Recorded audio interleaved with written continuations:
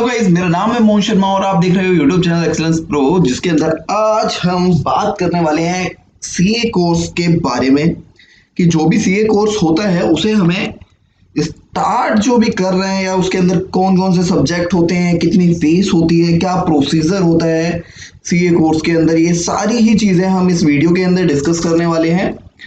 ये वीडियो आपको देखनी है अगर आप 12th पास स्टूडेंट हो या ग्रेजुएशन आपकी हो चुकी है, तो आप सभी के लिए ये काफ़ी इम्पोर्टेंट वीडियो रहने वाली है। तो इसी के साथ हम वीडियो स्टार्ट करते हैं। ये जो हमारे सामने इस टाइम पर सीए कोर्स का प्रोस्पेक्टस है, देखते हैं आगे इसमें क्या क्या लिखा हुआ है। ये देख सकते हो आप, ऑफिशियली साइट से निकाला हुआ है, ये the institute of chartered accountant of India. जो आईसीआई है उसका विजन क्या है, सबसे पहले एक बार हम देखते हैं विजन क्या है इंस्टीट्यूट का। ICAI become the world's leading accounting body and regulate and developer of trusted and independent professional, उसे बनाने independent professional बनाएगा with world class competency के साथ। इन accounting के अंदर competency आएगी, assurance में आएगी, taxation के अंदर, finance के अंदर और business advisory में। इनके अंदर उसे वर्ल्ड क्लास कॉम्पिटेंसी बनानी है इंस्टीट्यूट को। ये इंस्टीट्यूट का विजन है, वर्ल्ड लीडिंग अकाउंटिंग बॉडी है ये। और इसके बाद हम आगे आते हैं, थोड़ा बहुत इंस्टीट्यूट के बारे में देखेंगे, बस ज्यादा नहीं देखेंगे।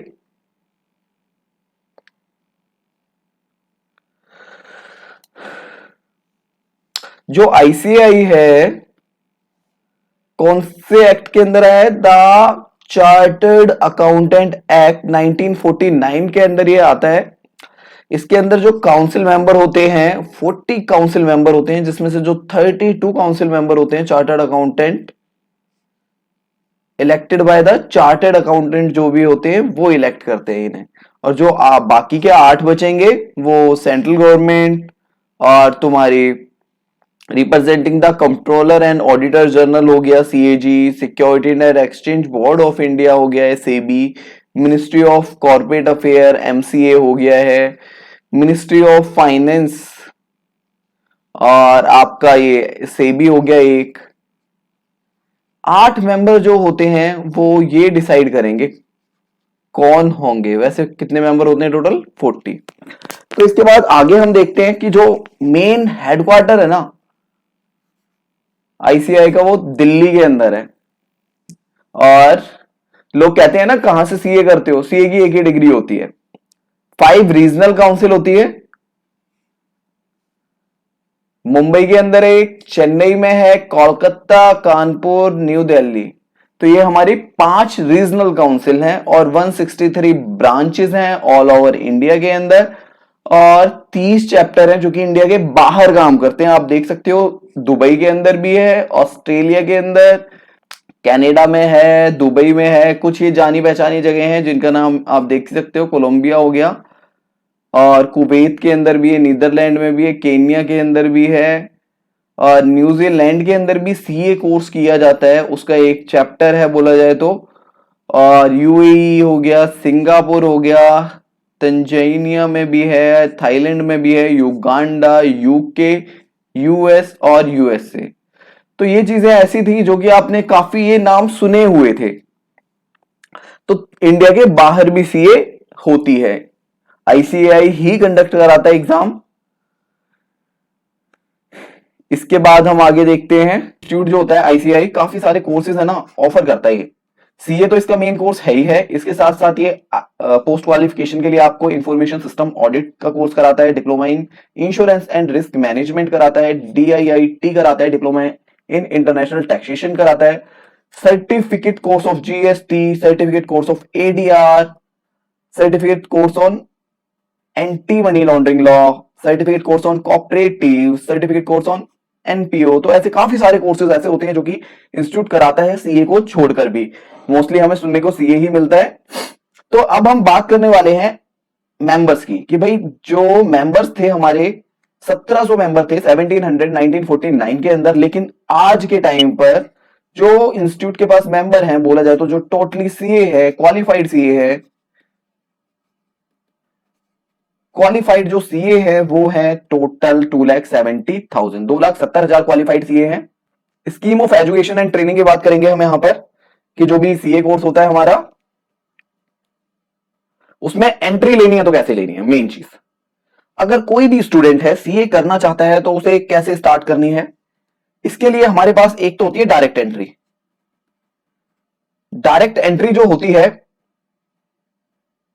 एक होती है हमारे पास डायरेक्ट एंट्री और एक होती है हमारे पास फाउंडेशन। फाउंडेशन बोला जाए तो एक एंट्रेंस एग्जाम होता है जिसे आपको क्वालिफाई करना पड़ेगा, एंट्रेंस एग्जाम। और डायरेक्ट एंट्री के अंदर क्या होता है, अगर आप ग्रेजुएट हो,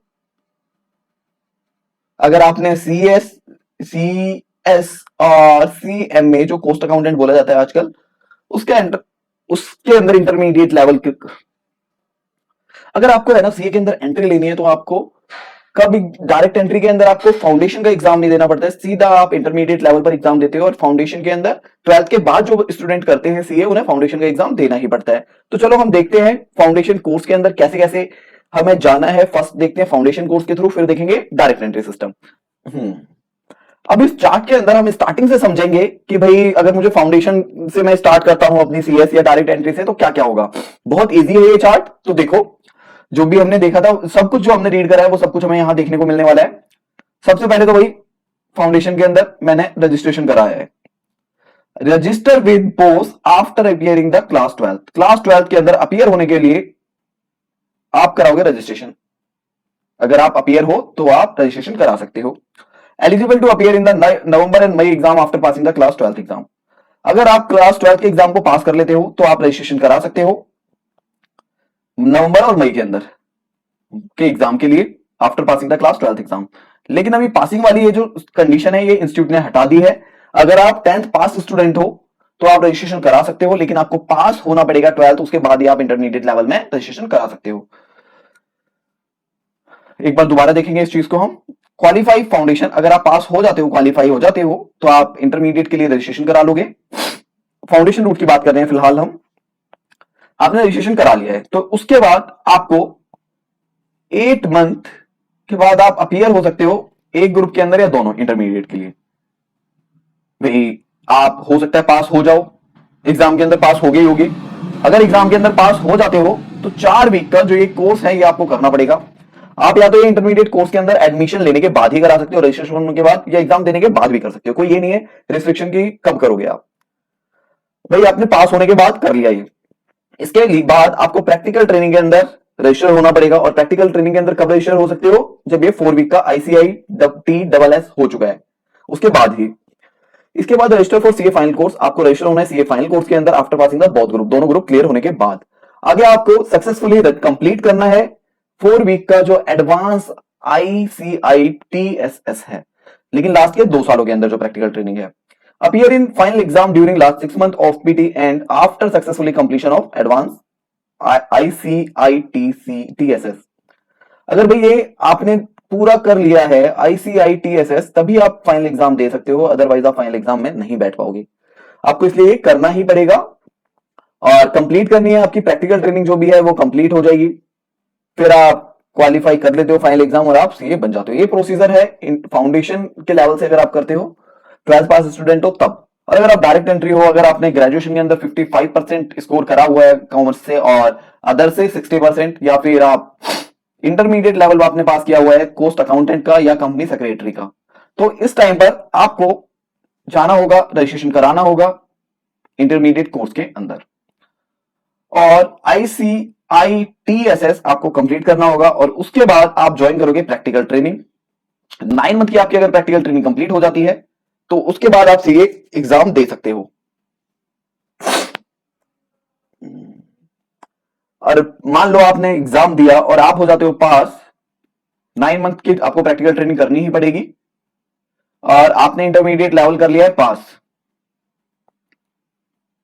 इंटरमीडिएट लेवल पास होने के बाद आप फाइनल के अंदर रजिस्ट्रेशन कराओगे, सेम प्रोसीजर रहेगा। फिर वही 2 साल जो आपके बचे हुए हैं प्रैक्टिकल ट्रेनिंग के, उसके अंदर आपको ये कंप्लीट करना होगा। अगर आपने ये जो ICIT-SSS है कंप्लीट नहीं करा है तो आप फाइनल के एग्जाम नहीं दे सकते हो और आपकी प्रैक्टिकल ट्रेनिंग कंप्लीट हो जाती है, आप सीए फाइनल कर लेते हो क्वालिफाई और आप इंस्टीट्यूट के क्या बन जाओगे, मेंबर बन जाओगे इस टाइम पर। और अब हम बात करने वाले हैं फाउंडेशन कोर्स के एक बार पेपर्स के बारे में। तो ध्यान से देखना है जो सब्जेक्ट है हमारे फाइनल कोर्स के अंदर क्या क्या सब्जेक्ट्स हैं, फाउंडेशन कोर्स के अंदर क्या क्या सब्जेक्ट है, हमें ध्यान से देखना है।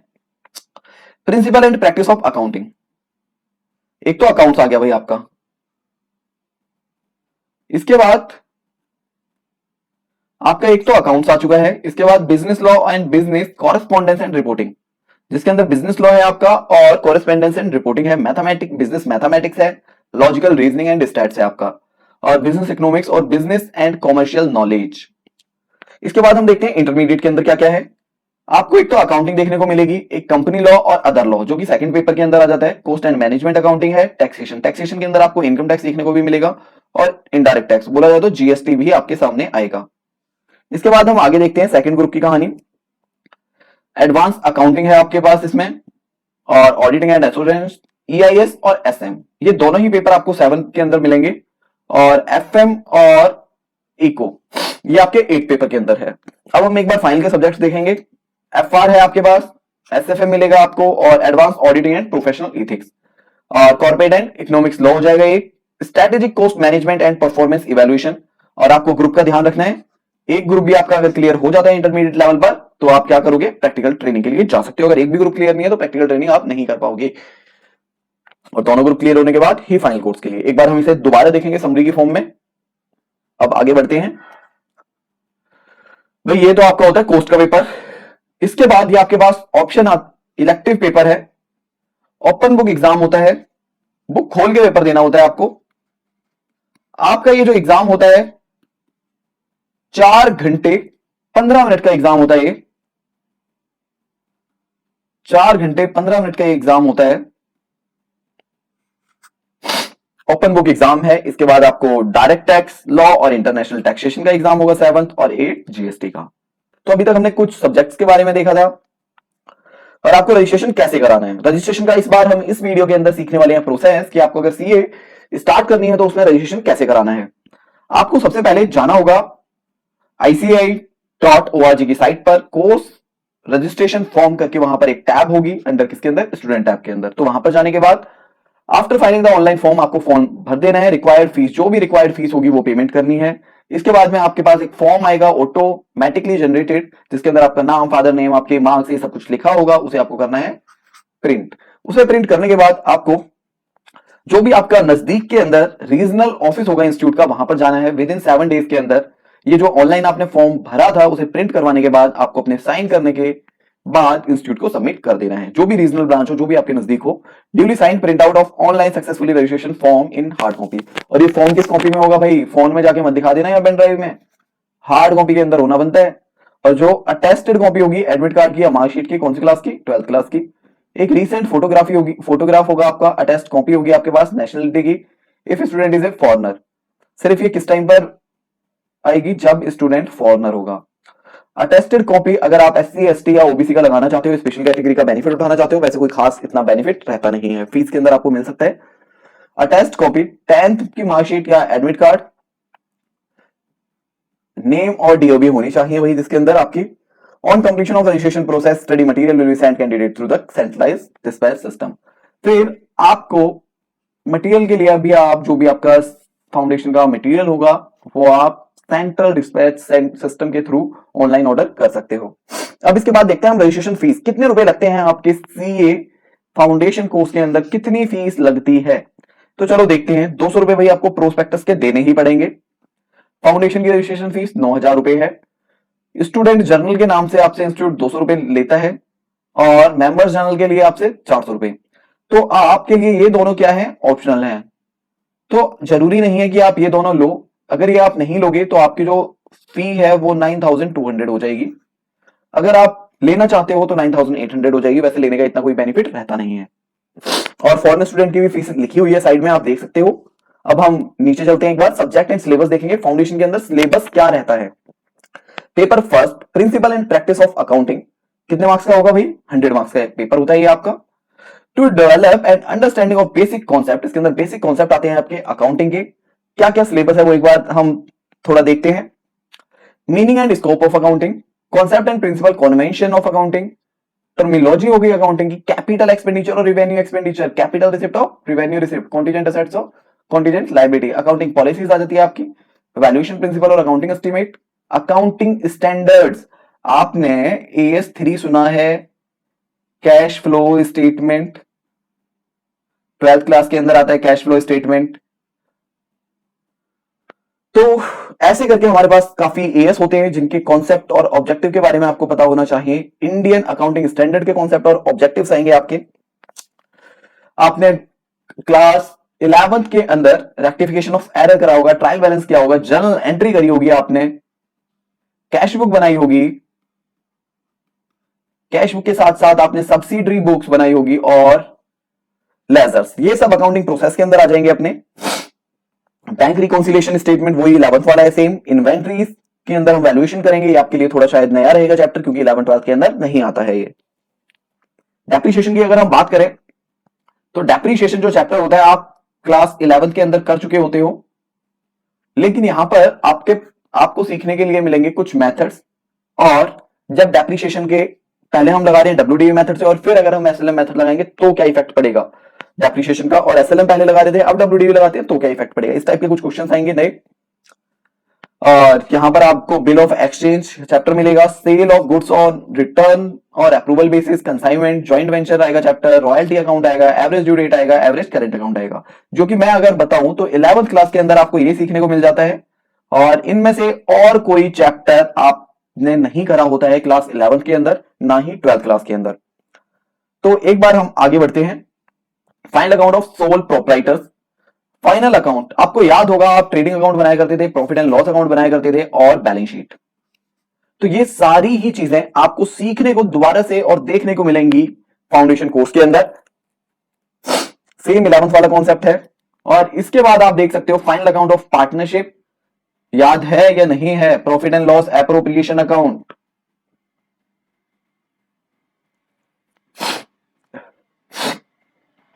चलो ज्यादा देखते नहीं है इसके बारे में हम। फाइनल अकाउंट तो आपको बनाने ही पड़ेंगे।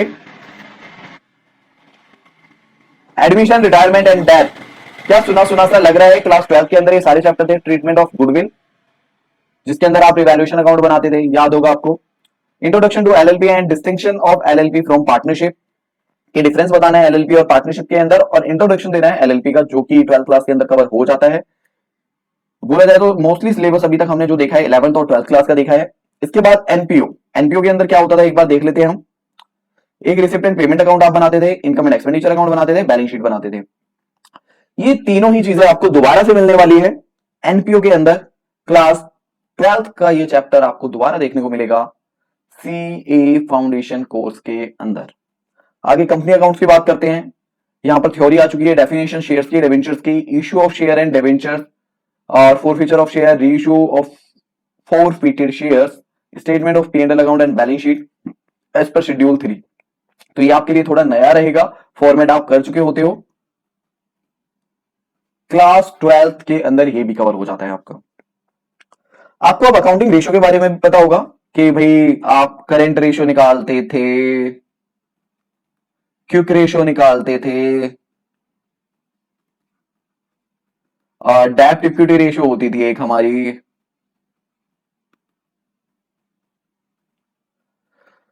कैपी रेट ऑफ रिटर्न रेशियो होती थी एक, इंटरेस्ट कवरेज रेशियो होती थी। तो ये सारी ही चीजें आपको दोबारा सीखने को मिलेंगी, देखने को मिलेंगी। ग्रॉस प्रॉफिट रेशियो हो गई, नेट प्रॉफिट रेशियो हो गई। इसके बाद आगे हम देखते हैं कि बिजनेस लॉ के अंदर क्या क्या सीखने को मिलेगा आपको। Contract act, Indian contract act, जो कि आपने आज तक नहीं करा है वो आपको पूरा करना पड़ेगा। सेल ऑफ गुड्स एक्ट भी आपके लिए नया है। इंडियन पार्टनरशिप से आप थोड़ा सा रिलेट कर सकते हो क्योंकि करा हुआ होता है। और पार्टनरशिप जो LLP है वो भी आपको मिलेगी, और द कंपनीज एक्ट 2013। तो ये आपका जो सिलेबस है ये कौन से सब्जेक्ट का है भाई, बिजनेस लॉ का। और बिजनेस लॉ कितने मार्क्स का आता है, 60 नंबर का आता है ये। आपको सिर्फ 5 लॉ याद रखने हैं, 5 एक्ट याद रखने हैं। इसके बाद हम आगे आते हैं। 40 मार्क्स का आपका आएगा बिजनेस कॉरेस्पॉन्डेंस एंड रिपोर्टिंग, जिसके अंदर कम्युनिकेशन करके आएगा एक, और आगे आएगा एक sentence type and word power, तो थोड़ा देख लेना इसके बारे में। इसके बारे में हम ज्यादा चर्चा नहीं करेंगे। Comprehension, passage and note making आएगी आपकी। डेवलपिंग राइटिंग स्किल, ये 40 मार्क्स का रहने वाला है आपका। Resume, meeting. अब इसके बाद हम आते हैं तीसरे पेपर पर, business mathematics and logical reasoning and stats. तो देखो, जो आपकी मैथ आएगी ना भाई, बिजनेस मैथ, वो आएगी 40 नंबर की, जिसके अंदर आपकी रेशियो और प्रोपोर्शन आएगा एक, जिसके अंदर आपकी लॉ ऑफ इंडिसेस, एक्सपोनेंट और लॉगरिथम और एंटी लॉग आएगा। इक्वेशन मैट्रिक्स आएगी आपकी। और आगे हम देखते हैं टाइम वैल्यू ऑफ मनी आएगा आपका। पर टाइम वैल्यू ऑफ मनी के अंदर simple interest, compound interest, depreciation, effective rate, present value, NPV हो गई, फ्यूचर वैल्यू, परपेचुइटी और annuity, sinking fund, valuation of bond और कैलकुलेशन ऑफ रिटर्न्स। और परमोटेशन कॉम्बिनेशन, ये भी आपका सेम आपको 11th में सीखने को मिलता है, permutation combination. Sequence and series भी आपका उसी में आता है, एपीजीपी होता था जो हमारा, याद होगा आपको। अर्थमेटिक प्रोग्रेशन 10th क्लास में भी था वैसे तो, लेकिन ये आपको दोबारा देखने को मिलेगा। सेट्स एंड फंक्शन, ये भी 11th का ही चैप्टर है। Basic application of differential and integral calculation, calculus, trigonometry नहीं होगी जिसके अंदर आपकी। इसके बाद हम लॉजिकल रीजनिंग की बात करते हैं। बहुत सिंपल होती है लॉजिकल रीजनिंग, 20 नंबर तो आपके कहीं भी नहीं जाएंगे अगर आप सही से करके जाते हो तो।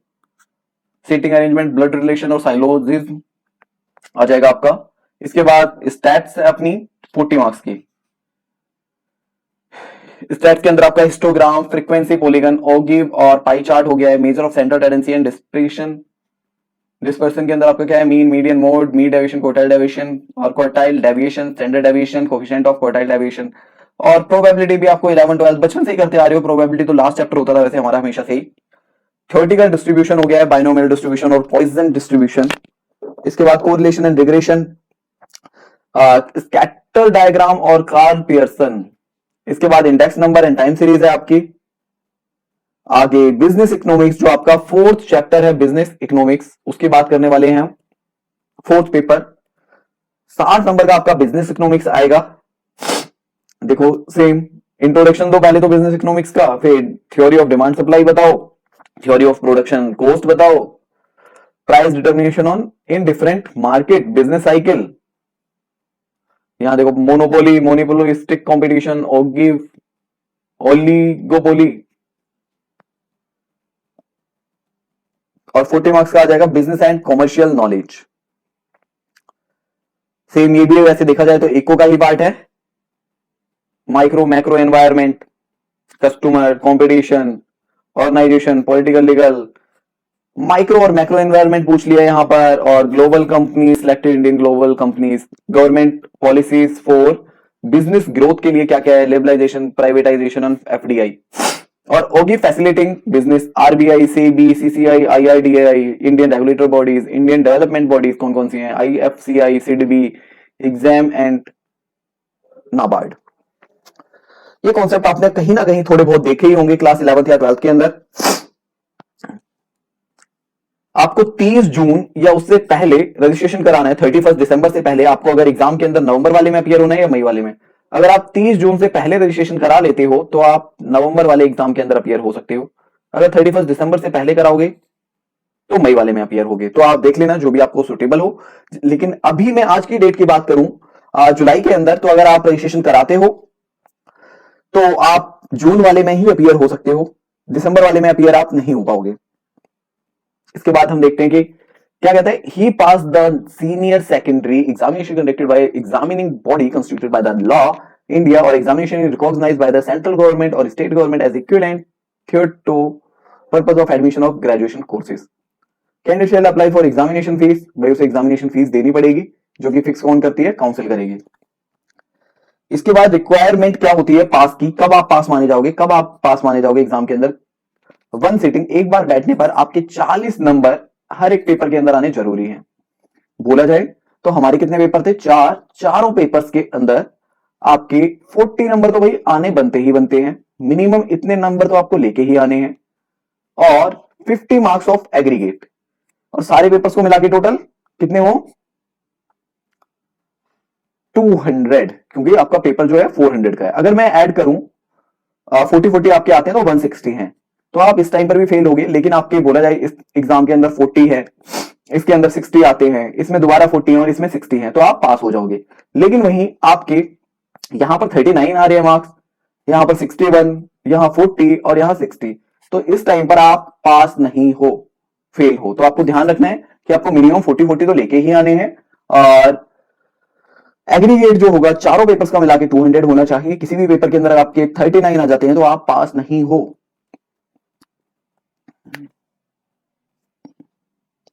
Paper number first and second will be subjective type. जो आपका पेपर नंबर फर्स्ट और सेकंड होगा वो आपका सब्जेक्टिव टाइप होगा। Paper number 3 and 4 objective type होगा विद नेगेटिव मार्किंग। आपकी नेगेटिव मार्किंग भी होगी इसमें, जो पेपर नंबर 3 और 4 होगा। तो आपको ध्यान रखना है सब्जेक्टिव टाइप है फर्स्ट और सेकंड पेपर, थर्ड और फोर्थ जो है ऑब्जेक्टिव टाइप है।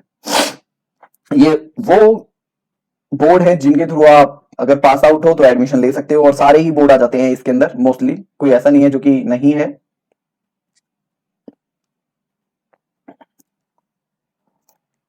ये जो हमने बात करी थी, ये हमने बात करी थी फाउंडेशन कोर्स के बारे में। अगर आपको इंटरमीडिएट कोर्स के अंदर एडमिशन लेना है तो इंटरमीडिएट कोर्स के अंदर क्या क्या रहता है वो हम देखने वाले हैं। अगर आपको इंटरमीडिएट कोर्स के अंदर एडमिशन लेना है तो सबसे पहले आपको पास करना होगा फाउंडेशन कोर्स। आप ग्रेजुएट हो या पोस्ट ग्रेजुएट हो, 55% अगर कॉमर्स से हो और 60% अगर अदर्स से हो, कॉमर्स को छोड़ के। Institute of cost accountant and the institute of company secretary. अगर आपने आईसीएसआई या आईसीएआई कोस्ट अकाउंटेंट का इंटरमीडिएट एग्जाम क्वालिफाई कर लिया तो आप सीधा सीए के कोर्स के अंदर एडमिशन ले सकते हो, रजिस्ट्रेशन करा सकते हो अपना। अब नीचे वही लिखा हुआ है जो कि मैंने बताया था कि 55 और 60% वाला। आगे सेम प्रोसीजर है, आपको जाना है आईसीआई की वेबसाइट पर जाना है, फिर कोर्स रजिस्ट्रेशन फॉर्म में जाना है, अंडर स्टूडेंट टैब के अंदर आएगा ये। आपको ऑनलाइन फॉर्म भरना है, फी जितनी भी होगी आपको उसकी पेमेंट करनी पड़ेगी, और जो भी फॉर्म निकल के आएगा आपका फॉर्म भरने के बाद में उसे प्रिंट कराओगे और रीजनल ऑफिस के अंदर जाओगे विद इन 7 डेज, और इसका प्रिंट निकालोगे और उस पर अपने साइन करोगे और ब्रांच को जमा करा दोगे। उसके बाद हम आगे जाते हैं। Foundation route student have submit attest copy. Attest copy जो भी होगी ऑफ मार्कशीट, क्लास 12 और equivalent central government body examination marks. It is equivalent central government recognised examination pass marksheet होनी चाहिए आपके पास। एक रिसेंट फोटोग्राफ हो, अटेस्ट कॉपी। अगर नेशनलिटी आपकी इंडियन नहीं है तो अटेस्ट कॉपी, स्पेशल कैटेगरी है तो बोला जाए तो अगर आप जनरल कैटेगरी से बिलोंग करते हो इतने में आपका काम चल जाएगा। ग्रेजुएशन की अटेस्ट कॉपी दे दो, एक फोटो दे दो और एक मार्कशीट 12 की। इसके बाद हम फीस देखते हैं। आप अगर इंटरमीडिएट के अंदर बोथ ग्रुप के अंदर जाते हो तो आपको कितनी फीस देनी होगी? 18,000 रुपए। 1,000 रुपए आपको आर्टिकलशिप के देने होंगे, और स्टूडेंट एक्टिविटीज के आपको 2,000 रुपए देने होंगे, और रजिस्ट्रेशन फीस 15,000, जो कि आपको देने ही देने हैं। 18,000 रुपए वो है अगर बोथ ग्रुप का रजिस्ट्रेशन कराते हो। अगर बोथ ग्रुप आप यूएस डॉलर में पे करते हो, आप अगर इंडिया के नहीं हो सिटीजन, तो उस टाइम पर $1,000 आपको देने होंगे। और ग्रुप फर्स्ट और सेकंड जो फीस है आपकी, इंडिविजुअल अगर आप पैसे देते हो कि भाई फर्स्ट ग्रुप के दे दिए फिर सेकंड ग्रुप के देते हो, तो फर्स्ट ग्रुप के आपके 13,000 रुपए लगेंगे और सेकंड ग्रुप के भी आपके 13,000 रुपए लगने वाले हैं। तो इससे अच्छा है जो काम 26,000 में होगा वो आप 18,000 में क्यों ना करा लो, आपके 8,000 रुपए बच जाएंगे ना। अगर आप एक ग्रुप का रजिस्ट्रेशन कराते हो वो भी करा सकते हो। इसके साथ ही हम आगे बढ़ते हैं, सब्जेक्ट देखेंगे, सिलेबस देखेंगे क्या क्या है। अकाउंट्स की बात की जाए, जो आपका अकाउंट्स का पेपर होता है कितने घंटे का होगा? 3 घंटे का। कितने मार्क्स का होता है? 100 नंबर का होता है। इसके अंदर हमें क्या क्या देखने को मिलेगा? Process of formulation, accounting standard कैसे बनते हैं इंक्लूडिंग इंड एएस। जो इंड एएस होते हैं आपके वो कैसे बनते हैं, और अकाउंटिंग स्टैंडर्ड कैसे बनते हैं, और इन्हें कैसे एप्लीकेबल किया जाता है, कैसे इनका इंप्लीमेंटेशन और फॉर्मुलेशन होता है, दोनों चीजें आप सीखोगे। प्रिपरेशन कैसे होगी फाइनेंशियल स्टेटमेंट की, और प्रेजेंटेशन कैसे होगी। इसके बाद में आपको कौन कौन से एएस है जो कि ग्रुप फर्स्ट के अंदर है, इंटरमीडिएट के अंदर। AS first accounting policies, AS second account valuation of inventories, AS third cash flow statement, AS fourth contingencies and event occurring after balance sheet date, AS 5 net profit और loss for the period prior period and change in accounting policies. AS 10 में आप देखोगे property plant and equipment के बारे में। As 11 जो है आपका effect of change in foreign exchange rate है। एएस 12 गवर्नमेंट ग्रांट हो गई। एएस 13 आपका इन्वेस्टमेंट का होता है। एएस 14 आपका बोरिंग्स और सेगमेंट रिपोर्टिंग और accounting of for tax on income. ये आपको कुछ एएस है जो कि देखने को मिलेंगे। 1 2 3 4 5 6 7 8 9 10 11 12 12 अकाउंटिंग स्टैंडर्ड आपके फर्स्ट ग्रुप के अंदर आ जाते हैं अकाउंट्स में। और कंपनीज अकाउंट के अंदर आपको प्रिपेयर करना होगा profit and loss account, balance sheet और कैश फ्लो स्टेटमेंट। किसका? कंपनी का। मैनेजरियल रेमुनरेशन की कैलकुलेशन आप सीखोगे, अकाउंटिंग फॉर टैक्स सीखोगे आप, profit and loss appropriation, incorporation के टाइम पर आप प्रॉफिट एंड लॉस बनाओगे। कोई भी पार्टनरशिप फॉर्म में जब कंपनी बनती है तो उस टाइम पर प्रियोर का प्रॉफिट और पोस्ट प्रॉफिट दोनों को अलग अलग करोगे आप। बोनस इशू के क्वेश्चन करोगे आप, राइट इशू के करोगे, और रिडीम करोगे प्रेफरेंस शेयर को और रिडीम करोगे डिवेंचर्स को। ये आपका अभी फोर्थ चैप्टर था अकाउंट्स का। इसके बाद हम फिफ्थ देखते हैं। इन्वेस्टमेंट आएगा आपका, इंश्योरेंस क्लेम आएगा और hire purchase system. Six chapter के अंदर डिपार्टमेंटल अकाउंटिंग, ब्रांच अकाउंटिंग और कंप्लीट रिकॉर्ड्स, जो भी इनकम्प्लीट रिकॉर्ड होते हैं, जो कि 11th क्लास के अंदर भी आपने सीखा होगा, लेकिन ये थोड़ा ज्यादा देखने को मिलता है हमें। काफी सारे हमें इसके अंदर अकाउंट्स बनाने पड़ेंगे इनकम्प्लीट रिकॉर्ड्स के अंदर। 11th से काम नहीं चलेगा। डिपार्टमेंटल अकाउंटिंग भी, ब्रांच अकाउंट और इनकम्प्लीट रिकॉर्ड्स आपको सीखने को मिलेंगे। इसी के साथ पार्टनरशिप आपका पूरा आ जाता है। डिसोल्यूशन देखो, डिसोल्यूशन आ रहा है भाई, piecemeal distribution of assets, amalgamation of partnership, partnership form into a company बनती है जब, sale to a company, issue relating LLP के जो भी इशू होंगे। ये आपका जो भी सिलेबस था, ये अकाउंट्स का सिलेबस था। इसके बाद हम देखते हैं paper number second. Paper number second के अंदर आपका 60 मार्क्स का कंपनी लॉ है, जिसके अंदर प्रीलिमिनरी और इंकॉर्पोरेशन कैसे होता है किसी कंपनी का, prospectus, allotment of security, share capital और डिबेंचर्स, ये चीजें आपको सीखने को मिलेंगी। इसके बाद अगर हम बात करें तो अदर लॉ जो हमारे पास होगा 40 मार्क्स का, उसके अंदर हमें कौन कौन से अदर लॉ सीखने को मिलेंगे? Indian contract act, negotiable instrument act, the general clause act 1897 और इंटरप्रिटेशन स्टेट्यूस सिचुएटेड, इंटरप्रिटेशन सीखने को मिलेगा। इसके बाद ही हम आते हैं कोस्ट के अंदर। आपका जो कोस्ट का पेपर होने वाला है सेम 3 घंटे का होगा, 100 मार्क्स का होगा, पेपर नंबर 3। कोस्ट के पेपर के अंदर क्या क्या सिलेबस रहेगा वो देखते हैं एक बार। इसके अंदर आपका इंट्रोडक्शन आ जाता है सबसे फर्स्ट। इंट्रोडक्शन के बाद नेक्स्ट आपको कोस्ट शीट सीखने को मिलती है, मैन्युफैक्चरिंग सेक्टर और सर्विस सेक्टर दोनों की। मटेरियल कॉस्टिंग आ जाता है, जिसके अंदर आप minimum stock level, maximum stock level, reorder point, safety stock level और डेंजर लेवल और ये सारी चीजें देखोगे। ईओक्यू आपको देखने को मिलेगा, एबीसी एनालिसिस आपको मिलता है, फास्ट और स्लो मूविंग और नॉन मूविंग गुड्स के बारे में देखोगे, जस्ट इन टाइम कि भाई हमारे पास टाइम पर गुड्स अवेलेबल रहे हर टाइम और ज्यादा भी ना हो ना कम हो। इसके बाद इन्वेंट्री की अकाउंटिंग देखोगे आप, और एम्प्लॉय कॉस्ट, कॉस्ट कंट्रोल देखोगे, basic pay, DA, overtime, bonus, holiday, leave, wages, allowance, employ की turnover, utilisation of human resources, remuneration, direct expenses जो भी होते हैं आपके, ओवरहेड हो गए, फैक्ट्री एडमिनिस्ट्रेशन और distribution, selling, research and development, fixed overhead कौन कौन से होते हैं हमारे, और वेरिएबल ओवरहेड कौन से होते हैं, सेमी वेरिएबल कौन से होते हैं, ये सारी ही चीजें आपको देखने को मिलेंगी। और ये प्रोस्पेक्टस हम अपने जो भी हमारा टेलीग्राम ग्रुप है उस पर भी डाल देंगे, तो आप देख सकते हो। एबीसी और recording and accounting of cost, reconciliation of profit as per cost and financial accounting, non-integrated or integrated accounting system, ledger under non-integral system, ledger into integral system। इसके बाद single output costing, job costing, batch costing, contract costing और process costing, service sector, standard costing, marginal costing और budgetary and budgetary controls आपको मिलेगा।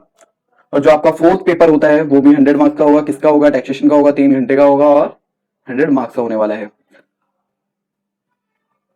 अभी हम देखते हैं टैक्सेशन के पेपर के बारे में। टैक्सेशन का जो एग्जाम होता है, पेपर नंबर 4 जो कि हमारा इनकम टैक्स का टैक्सेशन का एग्जाम होता है, 3 घंटे का एग्जाम होता है और 100 मार्क्स का होता है, जिसके अंदर आपको इनकम टैक्स देखने को मिलेगा 60 मार्क्स का। इनकम टैक्स के कुछ चैप्टर है, उनके बारे में हम देख लेते हैं थोड़ा सा। बेसिक कॉन्सेप्ट होगा हमारा, जिसके अंदर हमें इनकम टैक्स के इंपोर्टेंस के बारे में पता चलेगा, प्रीवियस ईयर असेसमेंट ईयर क्या होता है और रेट्स क्या होते हैं हमारे, स्लैब रेट क्या होता है, residential status and scope of total income, residential status का बारे में पता चलेगा, कौन ऑर्डिनरी रेजिडेंट है, कौन नॉन रेजिडेंट है, इस टाइप से। Income which do not part of the total income, section 10 subsection, section 10 के अंदर जितनी भी हमारी एग्जेम्पशन आती है सारी यहां पर हमें देखने को मिलेंगी इस चैप्टर के अंदर, जिनके ऊपर हमें टैक्स नहीं देना पड़ता है। इसके बाद हम देखते हैं हेड ऑफ इनकम। हेड जो हमारे इनकम के होते हैं, कहां से हमारी अर्निंग हो सकती है, सैलरी से होगी तो वो यहाँ पर आएगी, हाउस प्रॉपर्टीज होती है वो यहाँ पर, पीजीपी से होगी यहाँ, और कैपिटल गेन से यहाँ, और इन सबको जो भी कोई इनकम होती है छोड़कर वो अदर सोर्सेज के अंदर आ जाती है। इनकम फ्रॉम अदर पर्सन अगर किसी अदर पर्सन से इनकम है, जैसे कि क्लब ऑफ इनकम है, उस टाइम पर क्या करेंगे, transfer of income without transfer of assets, और ये सारी चीजें आपको देखने को मिलेंगी। Aggregation of income, set off करें और कैरी फॉरवर्ड और set off losses. Set off chapter आ गया आपका, डिडक्शन जो हो गई फ्रॉम ग्रॉस टोटल इनकम, वो आ जाती है deduction. computation of total income and tax liability, income to be considered while computing total income of individual, procedure of computation of total income and tax liability of individuals, advance tax, tax deducted at source, यहां पर आप advance tax को सीखोगे, TCS और TDS के बारे में सीखने वाले हो और उनके प्रोविजंस को। इनकम टैक्स रिटर्न किसको फाइल करनी चाहिए, कब फाइल करते हैं, क्या डेट होती है उनकी, जो इनकम टैक्स रिटर्न होगी कैसे उसे वेरीफाई करते हैं, ब्रेक रिटर्न क्या होती है, रिवाइज रिटर्न क्या होती है, और उसे वेरीफाई कैसे किया जाता है, ये सारी चीजें आप सीखोगे इनकम टैक्स के अंदर। इसके बाद में इनडायरेक्ट टैक्स की बात कर लेते हैं, जिसके अंदर आपका जीएसटी है और कोई टैक्स नहीं है जीएसटी के अलावा। जीएसटी में सबसे पहले तो आपका इंट्रोडक्शन हो जाता है, फिर उसके बाद में levy and collection of CGST और एसजीएसटी, कब लेवी होता है आपके ऊपर, लॉ जो है, application of law, composite supply क्या होती है, मिक्स सप्लाई क्या होती है, charge of tax, exemption from tax, composition levy, basic concept of time and value money, input tax credit, competition, registration, tax invoice, credit note, debit note, electronic pay, और payment of tax and including reverse charge. ये आपका GST था। इसके बाद में हम advance accounting पर आ जाते हैं। एडवांस अकाउंटिंग जो आपका पेपर नंबर 5 होगा, 3 घंटे का होगा और 100 मार्क्स का होता है। इसके बाद इसके अंदर भी आपको कुछ एएस मिलेंगे, वहां हमारे 13 एएस थे, यहां पर देखते हैं कितने एएस हैं।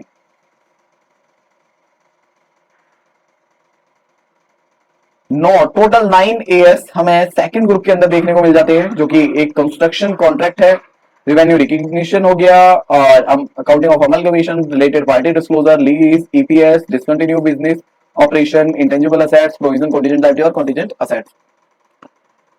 इसके बाद गाइडेंस नोट्स हो गए इंस्टीट्यूट के, और employ stock option plan, buyback और राइट इशू आ जाएगा इसके अंदर, equity share with differential rights, और underwriting of share and debentures, reorganisation of company, accounting for amalgamation और रिकंस्ट्रक्शन की accounting, liquidation of companies, insurance companies और banking company, non banking financial company और mutual fund, valuation कैसे करेंगे goodwill का, कब किया जाता है, कंसोलिडेटेड फाइनेंशियल स्टेटमेंट। ये आपके जो भी अकाउंट्स के चैप्टर हैं, ये सेकंड ग्रुप के हैं, पेपर नंबर 5 के, एडवांस अकाउंट के। इसके बाद हम 6 देखेंगे, ऑडिटिंग, स्टैंडर्ड सेटिंग प्रोसीजर सीखने को मिलेंगे हमें, एंगेजमेंट स्टैंडर्ड कौन कौन से होते हैं। इसके बाद audit strategy and audit planning हो गई, audit documentation and audit advance evidence, risk assessment and internal control. ये आपके कुछ चैप्टर्स होते हैं जो कि आपको ऑडिट में देखने को मिलेंगे। Audit report, audit of banks, audit of different types of entities. Paper number 7 जो कि ईआईएस और एसएम है हमारा, ये 100 मार्क्स का होगा, 3 घंटे का, सेम एसएम।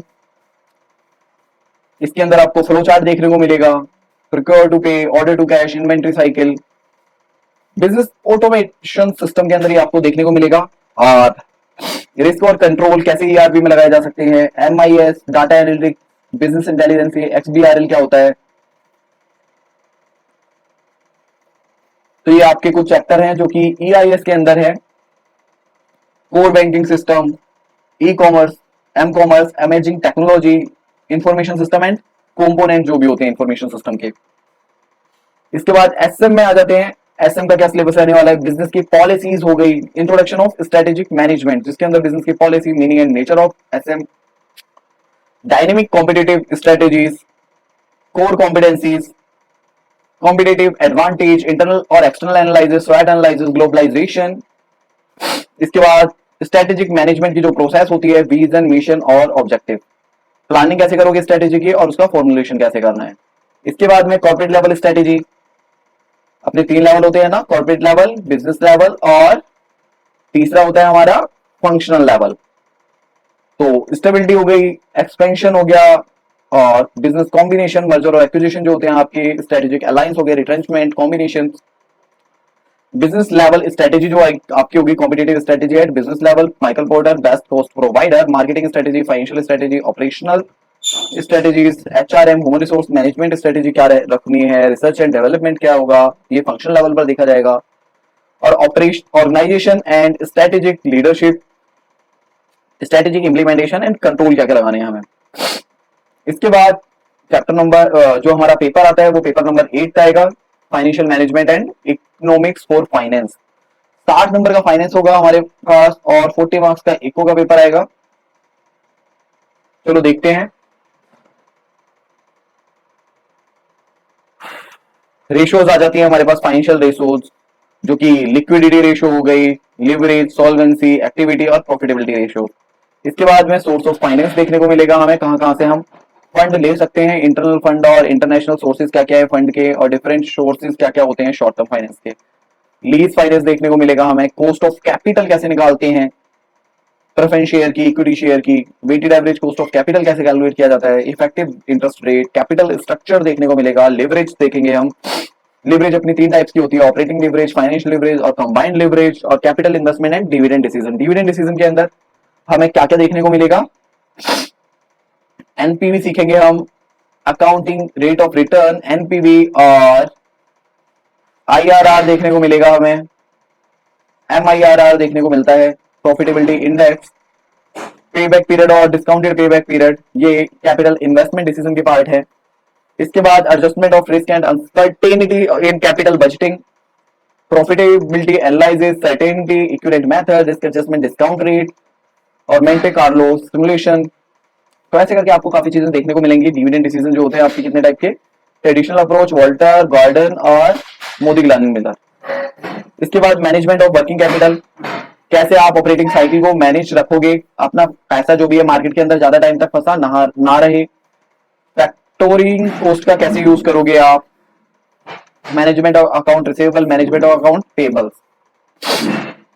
और इसके बाद इकोनॉमिक्स आ जाता है। इकोनॉमिक्स के अंदर आपको देखने को मिलेगा micro economics, aggregate measurement of national income, the Keynesian theory of national income, market failure, fiscal function, government intervention to correct market failure, fiscal policies, monetary policies जो भी होंगी, डिमांड एंड सप्लाई आपका इसमें भी आ जाता है। इंटरनेशनल ट्रेड आ जाएगा आपका, trade policy, trade negotiation, exchange rate and it's economic effect, international capital movement. ये आपका जो सिलेबस था वो इंटरमीडिएट का था। हर एक पेपर के अंदर भी आपको 40 मार्क्स तो लाने ही लाने हैं, 40%। और एग्रीगेट जो सब एग्जाम्स का मिला के है वो 50% होना चाहिए। एक ग्रुप की बात हो रही है यहाँ पर, एक ग्रुप के अंदर 4 पेपर होते हैं हमारे, तो एग्रीगेट आपको मेंटेन रखना है, 40 मार्क्स से आपके कम नहीं होने चाहिए। फाइनल कोर्स के बारे में हम नेक्स्ट वीडियो के अंदर करेंगे। रजिस्ट्रेशन की प्रोसेस सेम है, एक बार हम फीस देख लेते हैं बस। फीस जो आपकी फाइनल कोर्स के अंदर लगेगी वो कितनी लगेगी, 22,000।